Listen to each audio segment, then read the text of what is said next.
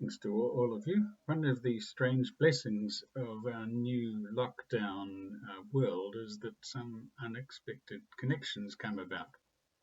My reflection here is primarily directed to the congregations at St Matthew's in Helensville and All Saints in Kaukopakapa, but I know that some folk from St Martha's in Dunedin are making use of the recording too, so it's lovely to be with you and anyone else who happens to find this YouTube clip. Our Acts reading today talks about being faithful to the apostles' teaching, to the fellowship together, to the breaking of bread, and to the prayers. So doing that when we can't be physically together is, I find, an interesting and faith-building discovery process. Today is often called Good Shepherd Sunday. It's important to remember that this fits as an integral part of the season of Easter as we think of how the risen Christ impacts on our lives. So wearing a white Easter stole seems in order.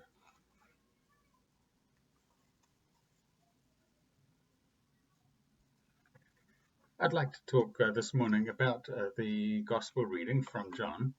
Our lectionary divides that famous passage from John's Gospel into three and offers one section for each of the 3 years in our cycle. This year, Year A, actually doesn't mention the phrase the Good Shepherd at all. So let me read it to you. Notice me putting glasses on without touching my face. Jesus said, I tell you most solemnly, anyone who does not enter the sheepfold through the gate, but gets in some other way, is a thief and a brigand. The one who enters through the gate is the shepherd of the flock. The gatekeeper lets him in. The sheep hear his voice. One by one he calls his own sheep and leads them out. When he has brought out his flock, he goes ahead of them, and the sheep follow him because they know his voice. They never follow a stranger, but run away from him. They do not recognize the voice of strangers. Jesus told them this parable, but they failed to understand what he meant by telling it to them. So Jesus spoke to them again. I tell you most solemnly, I am the gate of the sheepfold. All others who have come are thieves and brigands, but the sheep took no notice of them. I'm the gate. Anyone who enters through me will be safe.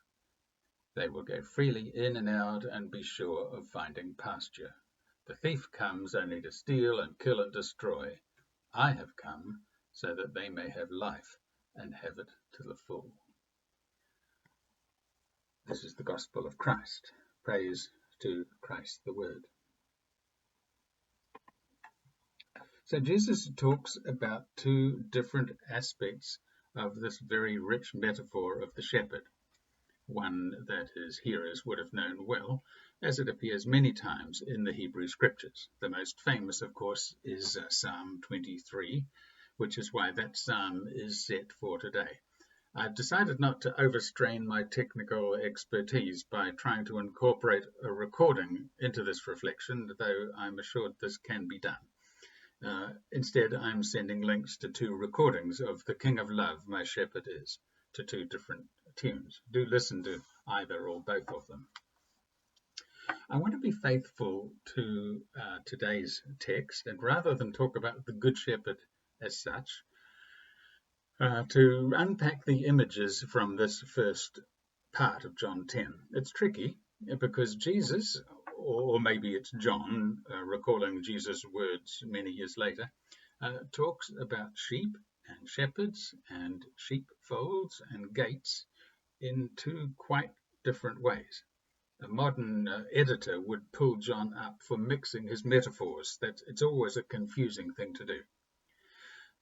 Jesus starts with a discussion of leadership, specifically legitimate leaders as opposed to strangers or usurpers or upstarts. He talks about the sheep hearing the voice of the shepherd. The shepherd is the right or the legitimate leader of the flock. Now, if we, that's us Christians, we are the sheep, then how do we know that this is the right voice? How do we even hear the voice of God at all? Well, it's a big question in every age, especially in our own time. How do we know God's voice when we can't meet at church? For that matter, how do we hear that voice at all? Well, both Psalm 23 and Jesus' parable elsewhere of the lost sheep make it clear that God has promised to keep calling us, whatever are our circumstances.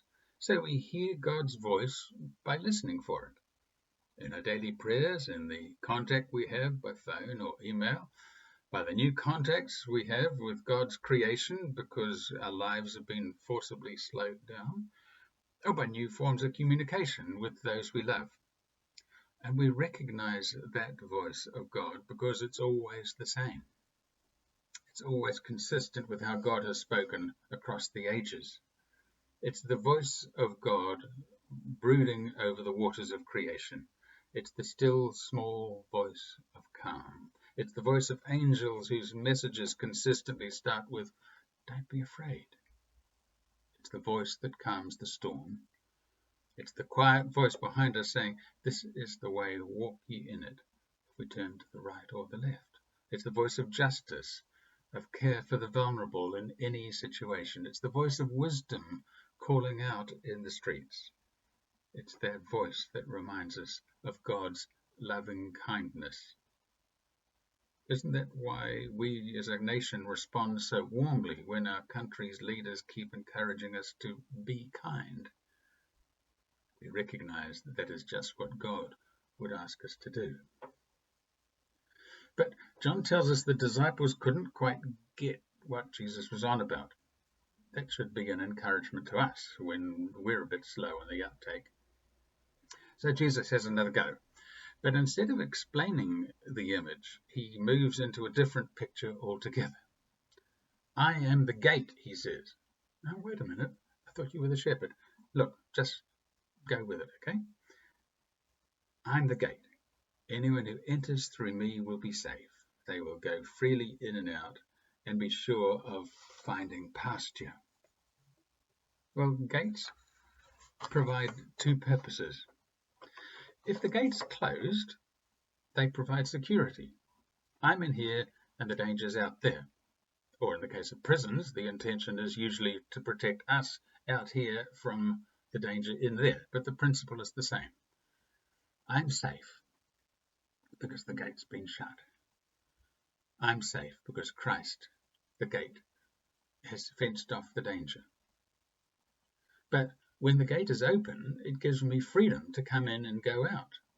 I remember once in a previous parish, a group of us were discussing a possible reordering of the sanctuary, and we were debating whether or not to have an altar rail. Some people saw the rail as a barrier, keeping people out of the holy area. But someone else said, but that gate in the middle is such a welcoming invitation to come through and be with Christ. So you can see it either way. In the Christian life, the risen Christ is that gate, giving us the freedom to go to where the good pasture is, and also keeping us safe, even when we are out there. There's always a trade-off between security and freedom.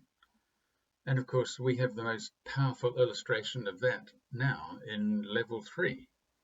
The most secure arrangement would be for us all to remain at level 4 or even higher permanently. There's no way COVID-19 can get to us if we never meet anybody else. But we're crying out for freedom. Some people irresponsibly so. Again, a government is having to determine the right balance between freedom and security. Don't they need our prayers as never before? As Christians, we have both freedom and security because Christ is our gate, at the same time keeping out the danger and letting us come in and go out. Verse 10 says, "I have come that they," that's us, "will have life and have it abundantly." In the Easter season, let's celebrate our abundant life, our freedom, and our security, guaranteed for us by the risen Christ.